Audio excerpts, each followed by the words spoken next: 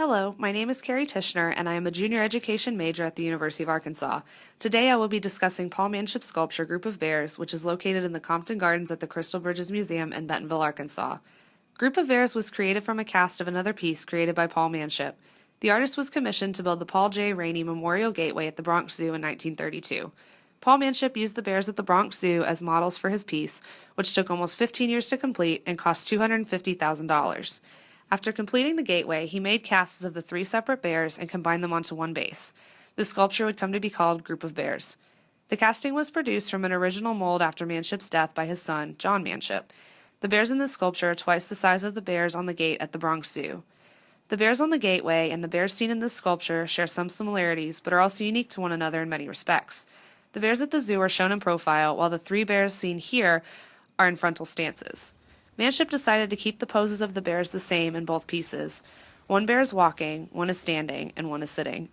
The bronze sculpture in the round stands a little over 7 feet tall and is about 6 feet in width. It weighs 2,200 pounds. Because the original sculpture stood about 20 feet away from the viewer, Manship decided to not include a lot of small details. He added just enough realistic detail to make the bears look lifelike and to capture their general appearance. The bears have a somewhat naturalistic appearance. Their eyes, ears, noses, and the distribution of fat and skin all look very natural. Their positions and proportions also exhibit elements of naturalism. However, the bears are geometrically stylized. The 3 lines of fur on the middle bear's neck, for instance, are geometric, as are the paws on each bear.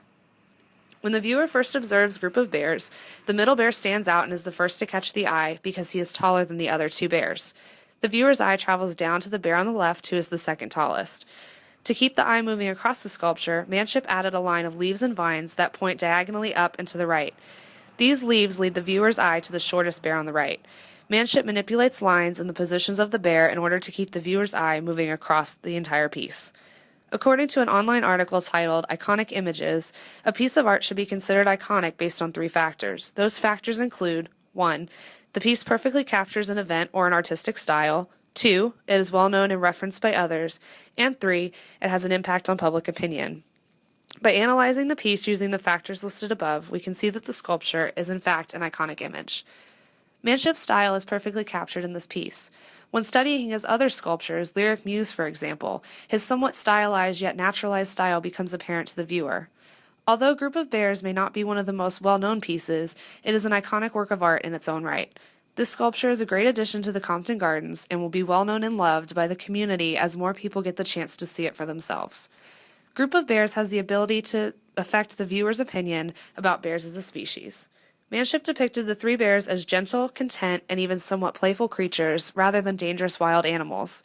The viewer establishes a more positive outlook on bears because of the way they are portrayed in this sculpture. Manship's life experiences and apprenticeship influenced his style and made it what it is today. As a young apprentice under Borglum, Manship studied anatomy and modeling and practiced the art of sculpture. In the early 1900s, Manship applied for and won a scholarship to study in the American Academy in Rome. It is at this academy where Manship developed his love for the archaic style.